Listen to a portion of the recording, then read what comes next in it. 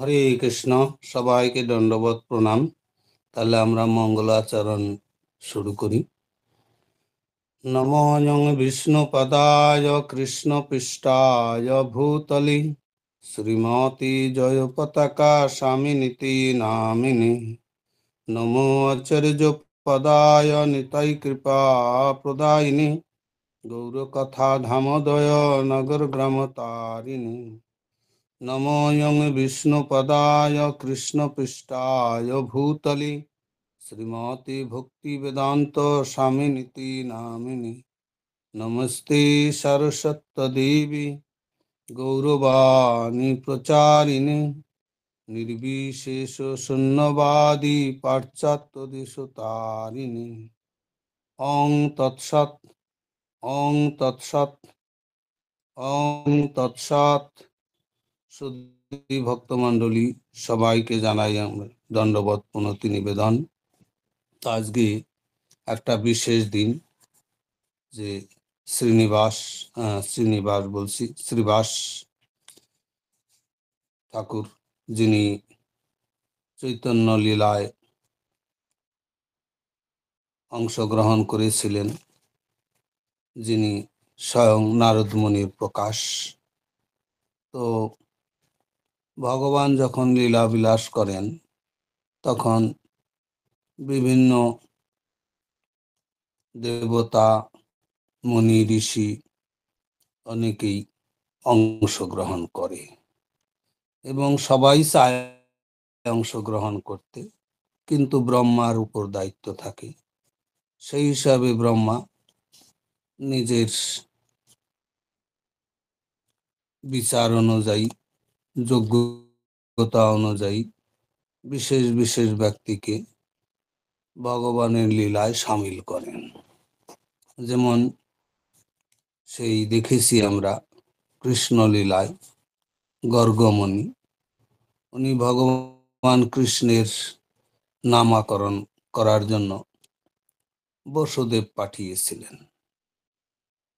তো বসুদেব, উনি চিন্তা করলেন, নাম সংস্কার হয় নাই, আমার দুই ছেলে সেখানে থাকে, বলরাম এবং কৃষ্ণ, কিন্তু তাদের ক্ষত্রিয়, আমরা ক্ষত্রিয়, আর নন্দ মহারাজ তো গোপ, তাই তাদের নিয়ম নীতি আলাদা, আমাদের নিয়ম আলাদা, ক্ষত্রিয়। তাই ক্ষত্রিয় হিসাবে যে নিয়মে নামকরণ করতে হয় যে কতদিনের মধ্যে, সেই একটা নিয়ম, সেই দিন অনুযায়ী উনি, ওনার গুরুদেব, বিশেষ করে যাদব ঘোষদের গুরু উনি ছিলেন গর্গমুনি। গর্গমুনিকে ডাকেন। তো উনি বলা মাত্রই তো খুব খুশি, সবাই চায় ভগবানের লীলায় অংশগ্রহণ করার, কে না সুযোগ চায়। উনি আনন্দে একদম বিভোর হয়ে গেলেন। আবার তথাপি উনি আনন্দটা বাইরে অত প্রকাশ করেন না। উনি চালাকি করে বললেন, দেখো আমি তো গোয়ালাদের গুরু, আর যদি আমি যাই তাহলে তো কংস বুঝতে পারলে ওকে আগেই বধ করে দিবে। চারিদিক দিয়ে যেরকম কংস খুঁজে খুঁজে মারছে শিশুদের, আর এ তো কংস ধরে ফেলবে, আর ধরতে পারলে আমার অসুবিধা, ভগবানেরও অসুবিধা, নন্দ মহারাজেরও অসুবিধা হবে। তো কাজেই এটা সম্ভব না। কিন্তু যাওয়ার জন্য তো তালা, কিন্তু বাইরের থেকে একটু দেখাচ্ছেন যে আমি গেলে ভগবানের লীলা সম্বন্ধে আর কিছু হইতে পারবে না, কংস আগেই ওকে ওনার ভগবানের অসুবিধার সৃষ্টি করতে পারে। তো তাই প্রকাশ করেন নাই গর্গমুনি যে উনি ভগবান। তো এইভাবে বসুদেবকে বলছে যে তোমার ছেলের ব্যাপারে যদি আমি যাই তাহলে তো বিশাল বড় সমস্যা হয়ে যাবে, কংস জেনে যাবে। কারণ আমি তোমাদের আচার্য, তোমাদের গুরু, কাজেই জানবে যে এই বাসুদেবের পুত্র ওইখানে গেছে, তো কাজেই জেনে ফেলবে। তো তখন বসুদেব বলছে, না গুরুদেব, আপনি খুব গোপনে যাবেন, আপনি তো পরমহংস স্তরের, আপনার তো অগাধ ক্ষমতা, আপনি এমন ভাবে যাবেন যাতে কেউ জানতেও না পারে। এমনকি নন্দ মহারাজকেও বুঝিয়ে বলবেন না।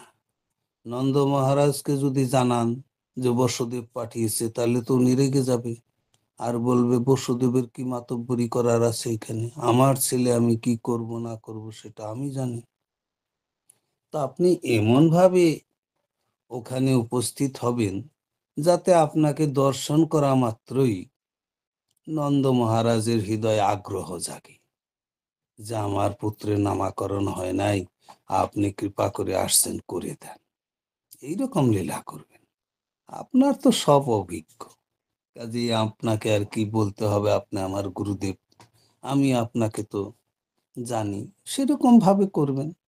কিন্তু ক্ষত্রিয় হিসাবে নামাকরণ তো দরকার আছে। তো গর্গমণি আর মানা করে নাই।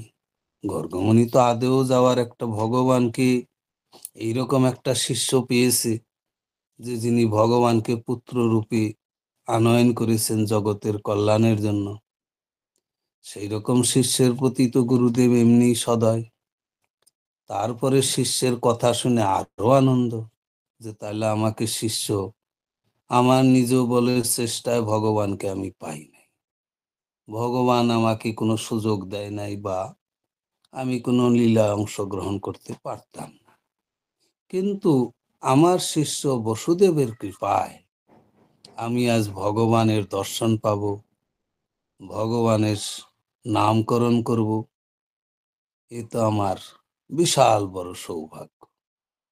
তো তাই এইভাবে নামকরণের দিকেও করেছিলেন, গর্গমণি আনন্দ পেয়েছিলেন।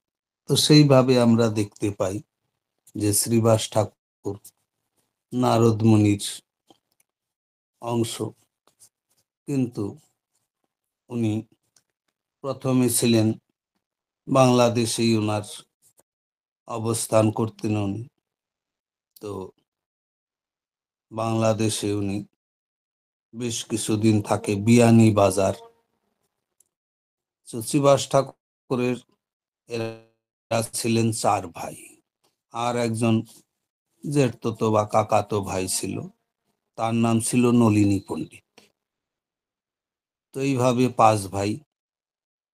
তো নলিনী পণ্ডিত উনি খুব ভালো ভক্তই ছিলেন, উনিও। শ্রীবাসের চার ভাই এরা ভক্ত ছিল।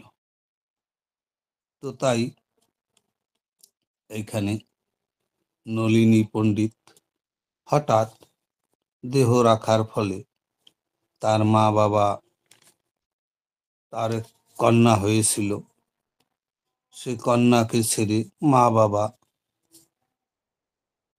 তাদের লীলা সম্বরণ করেন। তো যখন শ্রীবাস আচার্য শুনেন যে আমার ভাইয়ের পুত্রী হয়েছে এবং তারা দেহ ত্যাগ করেছে, তাহলে আমাকে দেখবে কি ওকে, তখন সেই ছোট্ট কন্যাকে শ্রীবাস নিয়ে আসেন এবং তাকে প্রতিপালন করেন, লালন পালন করেন। এইভাবে কন্যা যখন 4 বছর, তখন সেই মহাপ্রভু তাকে, তার নাম দেন নারায়ণী। তো এইভাবে মহাপ্রভু তাকে কৃপা করেন, মহাপ্রভুর প্রসাদ প্রাপ্ত হন নারায়ণী। তো এই নারায়ণী দেবী গর্ভেই এই ব্যাসদেব আসেন বৃন্দাবন দাস রূপে। তো কাজী নারায়ণী খুব ভাগ্যবতী যে উনি চৈতন্য মহাপ্রভুর প্রসাদ পেয়েছিলেন। এইভাবে শ্রীবাস ঠাকুরের বাড়ির সবাই চৈতন্য মহাপ্রভুর অতি প্রিয় ছিল। তো প্রথমত বিদ্যার গৌরবে উনি ব্যাকরণের ফাঁকি নিয়ে খুব চর্চা করতেন। তাতে পাণ্ডিত্য দেখায়, পাণ্ডিত্যের ভয়ে মহাপ্রভুর কাছে কেউ জবাব দিতে পারত না। তাই শ্রীবাস আচার্য উনি প্রথম থেকেই শুদ্ধ ভক্ত। তাই উনি মহাপ্রভুকে দেখলে তখন সরে যেতেন। কোনো প্রশ্ন করে বসবে, আমি পারবো না, অপমান হয়ে যাব। আর দ্বিতীয়ত উনি দুঃখও পেতেন। মহাপ্রভু হরিনাম করলে কত ভালো হতো, ভক্তি জীবন যাপন করলে কত ভালো হতো, চিন্তা করতেন। কিন্তু মহাপ্রভুকে দেখলে উনি দূর দিয়ে সরে যেতেন, কারণ তর্ক হতে পারে, কিছু জিজ্ঞাসা করতে পারে, এই জন্য অনেকেই এরকম করতেন। তাই প্রথম তো জীবনে মহাপ্রভু দিগ্বিজয়ী পণ্ডিতকেও পরাজিত করেন। তো খুব পাণ্ডিত্য ছিল অগাধ। তো এইভাবে তারপরে যখন মহাপ্রভু গয়ায় যান, গয়াতে তার পিতা যখন দেহ রাখেন, তো তখন উনি গয়ায় পিণ্ড দেওয়ার জন্য গয়াতে যান। তো এইভাবে গয়াতে সেই পিণ্ডদানের উদ্দেশ্যে তো যান, কিন্তু সেখানে আরো উল্লেখযোগ্য অনেক কাজ ছিল মহাপ্রভুর। সেখানে উনি সদ্গুরুর সন্ধান পান, অর্থাৎ ঈশ্বরপুরীকে, যিনি মাধবাচার্যের শিষ্য। ঈশ্বরপুরীকে পাওয়ার পরে উনি খুব তাকে সম্মান করেন। দেখেন, অষ্টসাত্ত্বিক বিকার, খুব দিগ্গজ, একদম বরিষ্ঠ বৈষ্ণব, তিনি তার কাছ থেকে দীক্ষা গ্রহণ করেন। মহাপ্রভু উদ্দেশ্য এটা ছিল, কিন্তু জাগতিক ক্রিয়াকলাপে উনি এটা দেখাইছিলেন। জাগতিক ভগবান কিছু জাগতিক জিনিসও দেখান। যেমন দেখা যায়, যখন পঞ্চ পাণ্ডবরা যুদ্ধে 5 ভাই টিকল, কুন্তী এবং দ্রৌপদী, আর ওই দিকের পক্ষে 3 জন। তো এইভাবে তারা গঙ্গা, যে সে পূর্বপুরুষের অর্থে জল প্রদান করবেন, গঙ্গা প্রদান করবেন, তো সেটাও ভগবান অংশগ্রহণ করেছিলেন।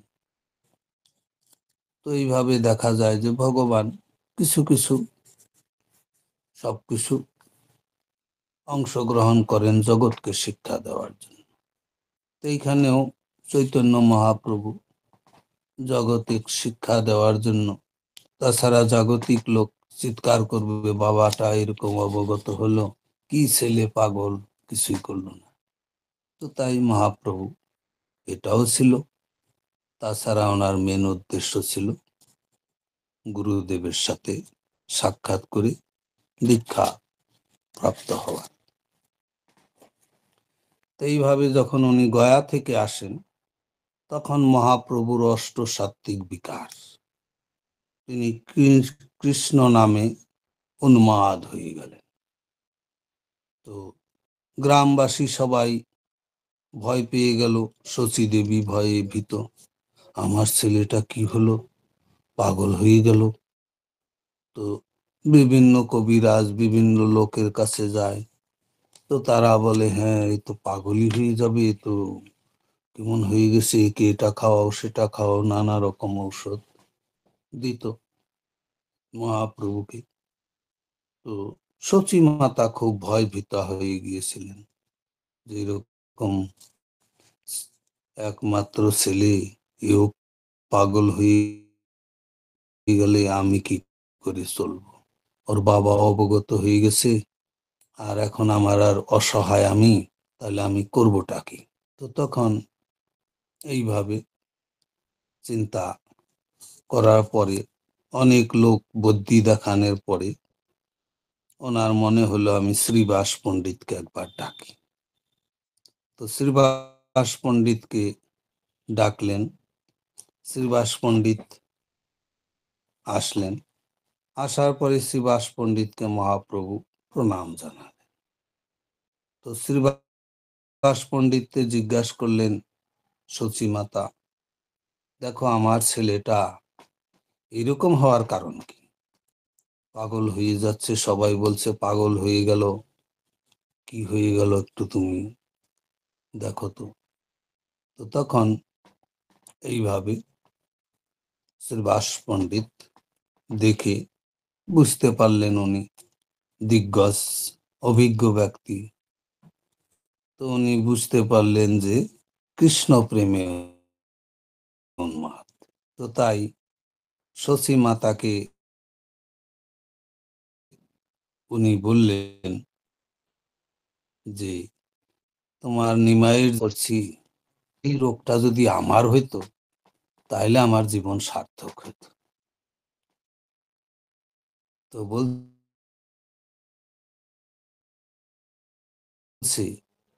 সচী খাত এর যে বিকার সেটা খুব লাভদায়ক। এই ভাব কোটি কোটি জীবনেও মানুষের খুব মঙ্গলদায়ক ভাব চিন্তা করবেন না এটা। এই কথা বলাতে মহাপ্রভু খুব খুশি হয়ে বললেন, শ্রীবাস, অনেক পণ্ডিত, অনেক জ্ঞানী, অনেক ব্রাহ্মণ ডেকে ডেকে আমার মা এনেছে, সবাই ভয় দেখিয়েছে মাকে, কিন্তু তুমি যে কথা বলছো এই কথা আমি খুব আনন্দিত হলাম। আর তুমি যদি আমাকে এরকম বলতে তাদের মতোই যে পাগল হয়ে গেছে, খারাপ হয়ে গেছে, এর ভবিষ্যৎ নষ্ট হয়ে গেছে, তাইলে আমি গঙ্গায় ঝাঁপ দিতাম। যাই হোক, তুমি তোমার কথায় আমি খুব খুশি হয়েছি। তো এইভাবে মহাপ্রভু শ্রীবাস পণ্ডিতের প্রতি খুব খুশি হলেন এবং শ্রীবাস পণ্ডিতের গৃহে হরিনাম সংকীর্তন করতে লাগলেন। তো হরিনাম সংকীর্তনে উনি প্রথমে কিছু ভক্ত নিয়ে করতেন দরজা বন্ধ করে। এইভাবে প্রতিদিন মহাপ্রভু নিত্যে বিভোর থাকতেন। আর শ্রীবাস জানতে পেরেছেন ইনি স্বয়ং ভগবান।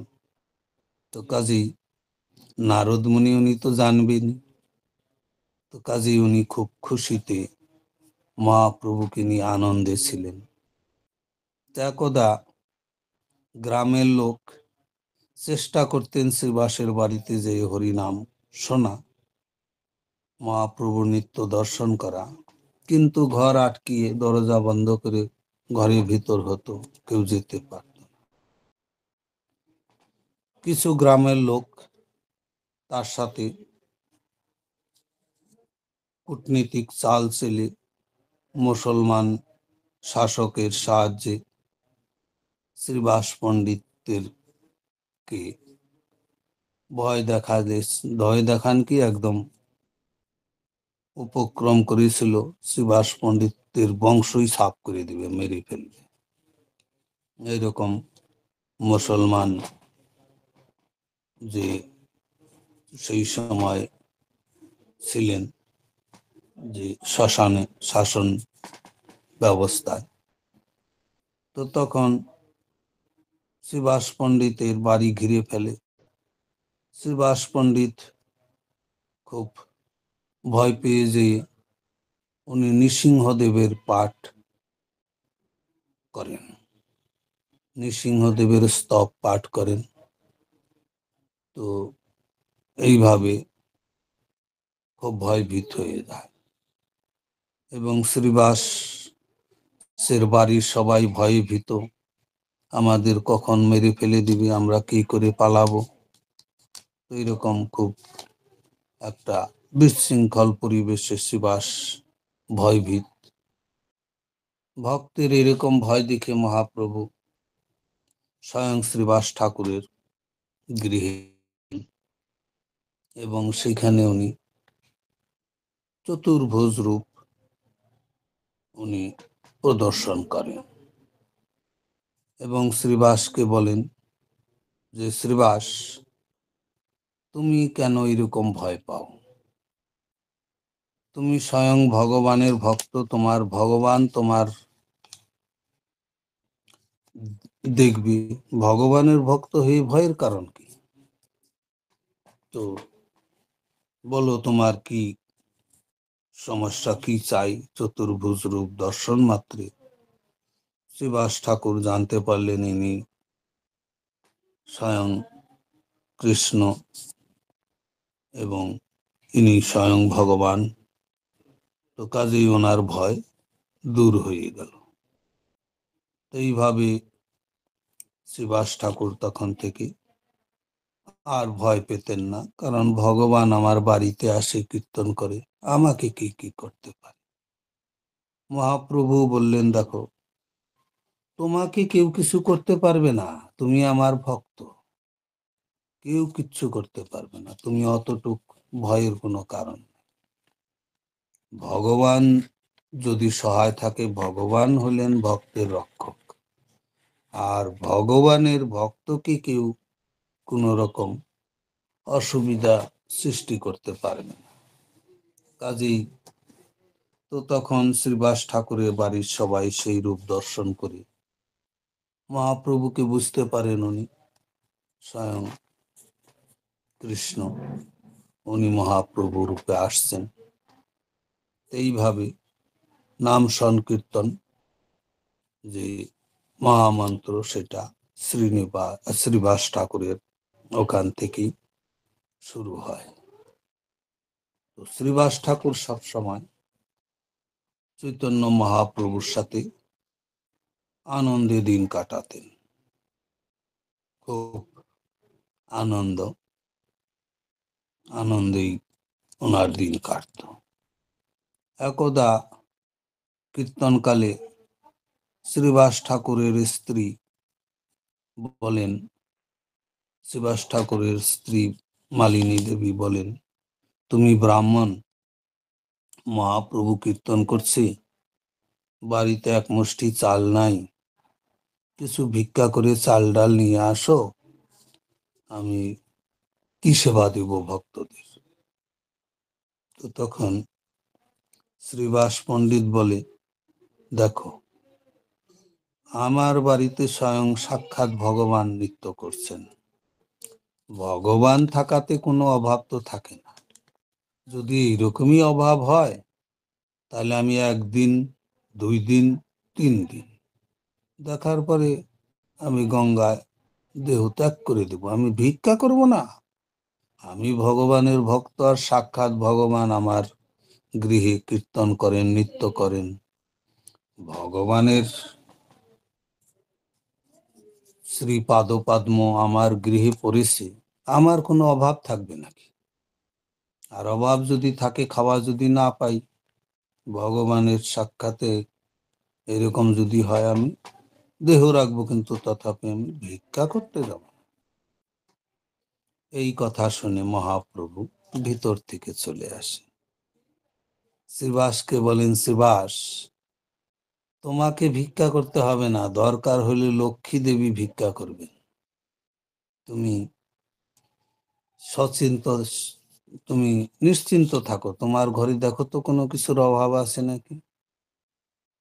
তোমার ঘরে কোনো সময় চাল ডাল শাক সবজি তোমাকে বাজার করেও আনতে হবে না, তোমার বাড়িতে সব সময় ভরপুর থাকবে, তুমি বৈষ্ণব সেবা দিতে চাও, তাও দিতে পারবে, তোমার কোনো অভাব থাকবে না।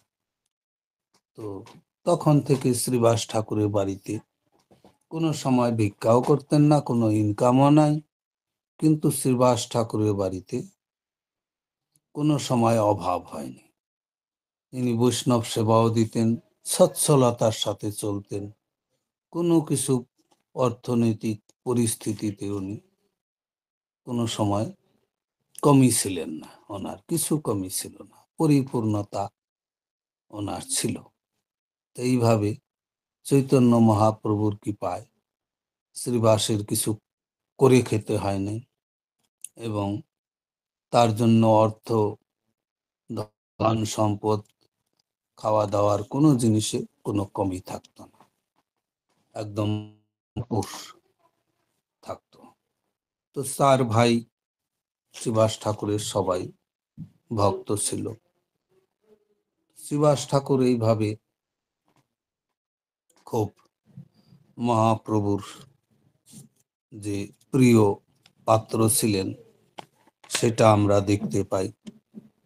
শ্রীবাস ঠাকুরকে একবার হেনস্থা করার জন্য সাপাল গোপাল সে তার দরজার সামনে মরা মানুষের মাথা এবং খাসির ইটি, নানা রকম জিনিস, অশুচি জিনিস দিয়ে, চণ্ডী পূজার দ্রব্যাদি সবকিছু দিয়ে একদম কলঙ্ক বাঁধানোর জন্য একটা ষড়যন্ত্র করেছিল।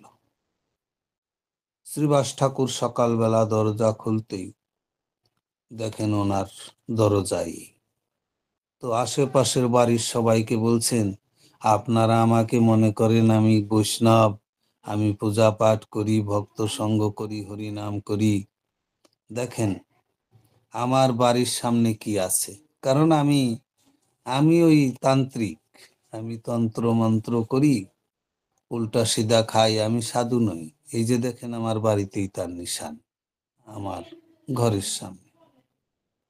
তো তখন শ্রীবাস ঠাকুরের কথায় আশেপাশের লোক জানতেন যে উনি ভক্ত, তো কাজেই ওনারা কিছু উত্তর দেয় নাই, সঙ্গে সঙ্গে পরিষ্কার করে দিলেন। গ্রামবাসী, আশেপাশের লোক পরিষ্কার করে দেওয়ার পরে মহাপ্রভু আসলেন ছুটে। তো মহাপ্রভু এটার দেখলেন, তো তখনই চাপাল গোপালের কুষ্ঠরোগ হয়ে যায়। কুষ্ঠরোগে শরীর একদম খসে পড়ার মতো হয়ে যায়।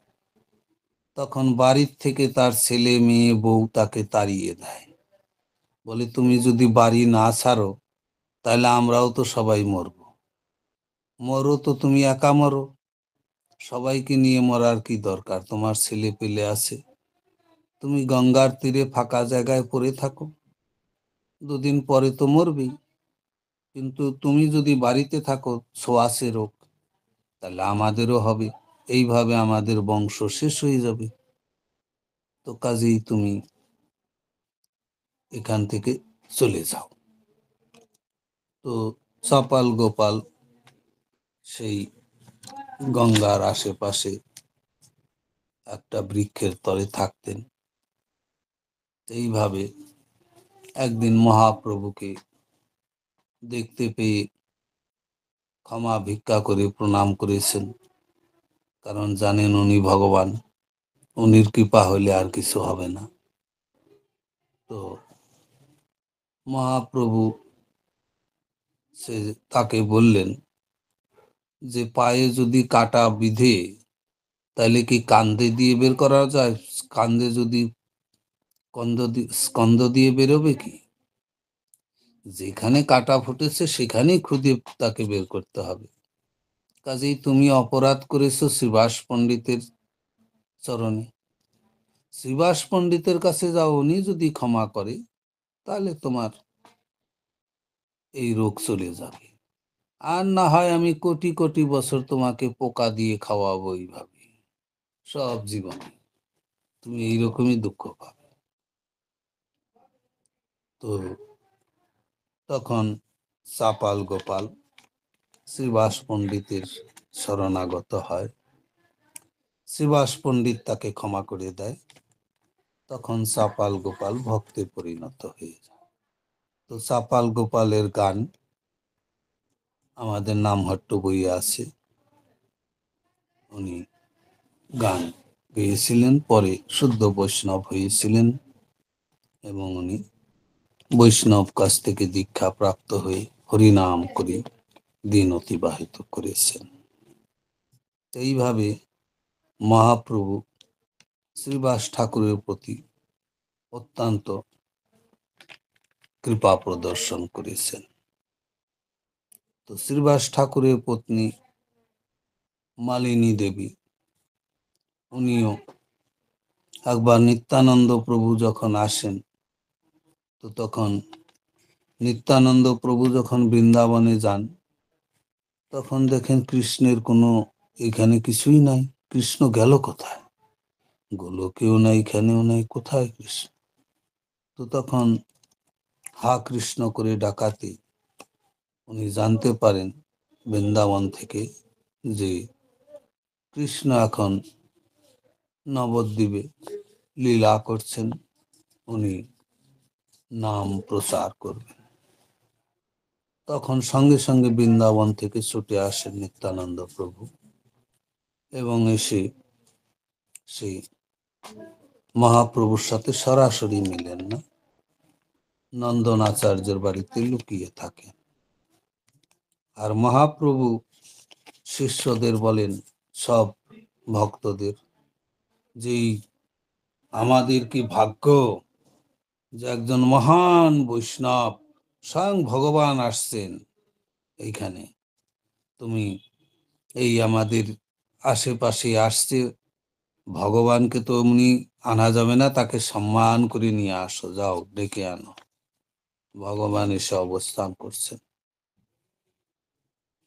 ভগবানের দর্শন সবাই পাবেন, সৌভাগ্য কত আপনাদের। তো সবাই খুঁজতে গেলেন, নিত্যানন্দ প্রভুর কথা বলে দিলেন চৈতন্য মহাপ্রভু, কেউ খুঁজে পেলেন না। তো তখন মহাপ্রভু বললেন যে ভগবানকে খুঁজতে হলে ওই রকম খুঁজলে পাওয়া যাবে না, ভগবানকে খোঁজার কিছু কৌশলতা জানতে হবে, তবেই ভগবানকে খুঁজে পাওয়া যাবে। চলো আমার সাথে, চলো সবাই। ভক্তদের নিয়ে উনি সেইখানে গেলেন নন্দনাচার্যের গৃহে। যেই কীর্তন শুরু করেছেন, নিত্যানন্দ প্রভু আর ভিতরে থাকতে পারে নাই, এসে বাইরে দাঁড়িয়েছেন। আর চৈতন্য মহাপ্রভু নিত্যানন্দকে দেখছেন, এক নজরে তাকিয়ে আছেন। নিত্যানন্দ চৈতন্য মহাপ্রভুর দিকে এক দৃষ্টে তাকিয়ে আছে। দুইজন একদম আর দৃষ্টি বিনিময় হয়ে কিছু শব্দ নাই, এক দৃষ্টি। তখন সবাই অবাক হয়ে যাচ্ছে যে এত দেখছে তাতেও শখ মিটছে না, দেখেই যাচ্ছে দেখেই যাচ্ছে, একই দৃষ্টিতে আছে, দৃষ্টিও কোন রকম পরিবর্তন নাই। সবাই উভয় উভয়কে দেখে ভক্তরা মোহিত হয়ে যায়। তো তখন চৈতন্য মহাপ্রভু বলেন, এই যে তোমাদের সামনে ইনি হলেন ভগবান, প্রণাম করো। তো এইভাবে দুইজন তখন উভয়ে এগিয়ে এসে আলিঙ্গন করলেন একে অপরের এবং উভয়ে উভয়কে প্রণাম করলেন। এইভাবে নিত্যানন্দ প্রভুর সাথে চৈতন্য মহাপ্রভুর সংযোগ হয় এবং একই সাথে দুই ভাই এই হরিনাম প্রচার শুরু করে। তাই কৃষ্ণদাস কবিরাজ লিখেছেন যে সূর্য চন্দ্র সমনুদ, একই আকাশে চন্দ্র এবং সূর্য একত্রে উদিত হয়েছে। তো দেখতে গেলে চন্দ্র সূর্য একসাথে তো উদয় হয় না, কোনো সময় হয়, যেমন কোনো পূর্ণিমাতে হয়তো সকালে পূর্ব দিকে সূর্য উদয় হয়েছে, পশ্চিম দিকে চন্দ্র উদয় হয়েছে, সামান্য সময়, ওটা দেখা বড় বিরল। তাহলে দুইজন দুই দিকে তো, কিন্তু চৈতন্য চরিতামৃত লেখক কৃষ্ণদাস কবিরাজ লিখেছেন সমানভাবে একই পূর্ব দিগন্তে উদিত হয়েছে। তাহলে একই সাথে চন্দ্র সূর্য কি করে উদয় হয়?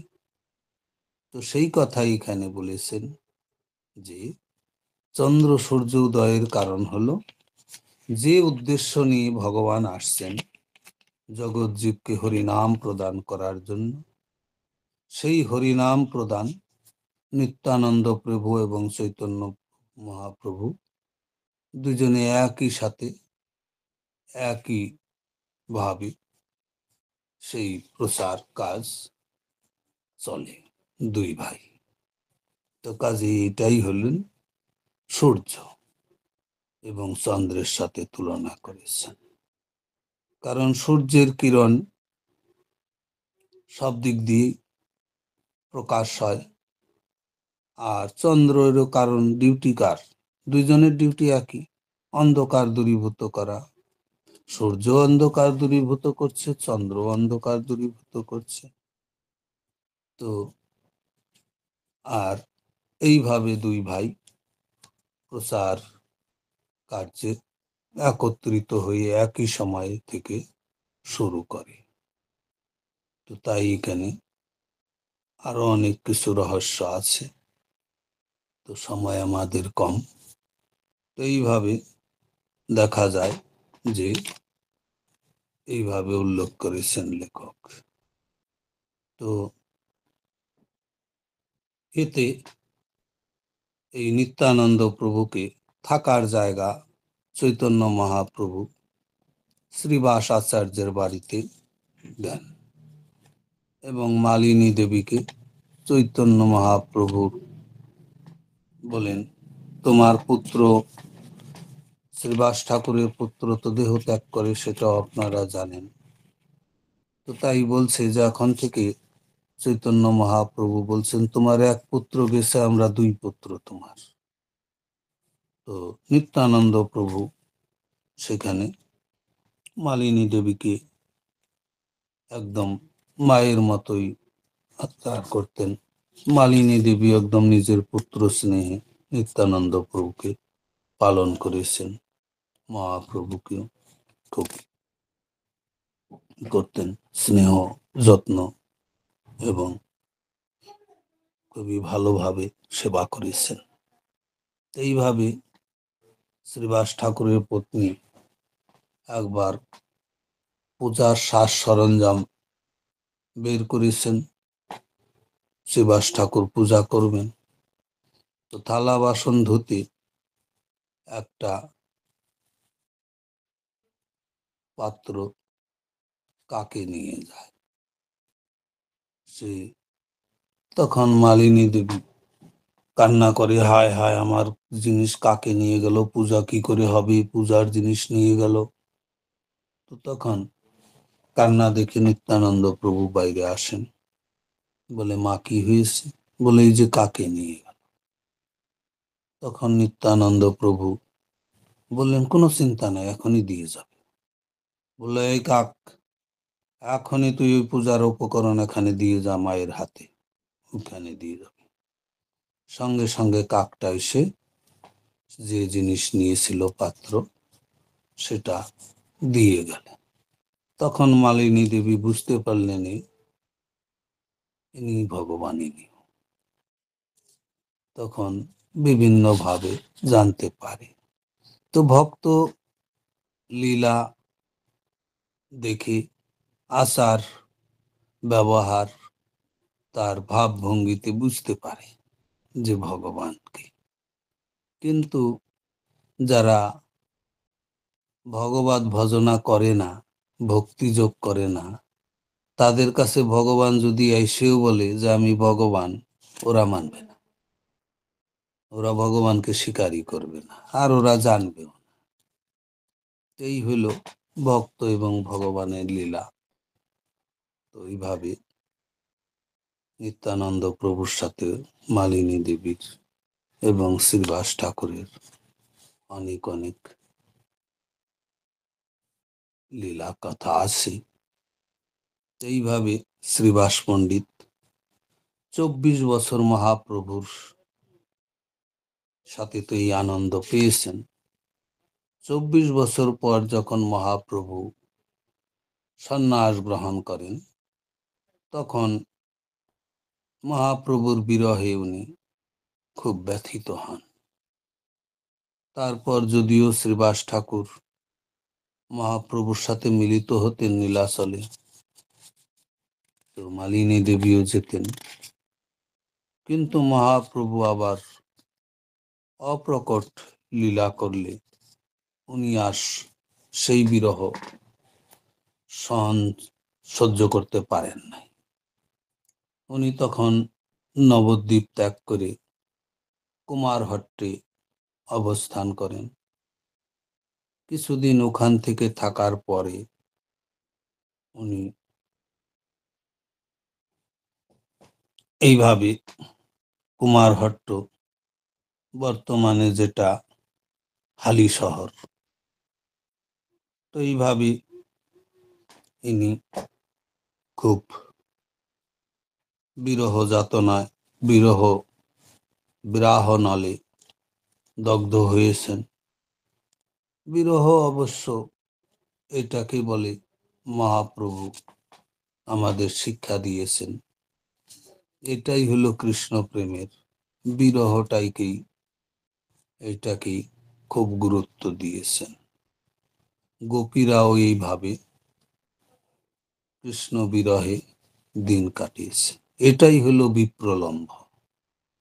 মহাপ্রভু সেটা আমাদের শিক্ষা দিয়েছেন। তো আমাদের সময় তো হয়ে গেছে, তো তাই আর তো সময় আমাদের নাই, তো এইখানে আমরা বিশ্রাম দেব।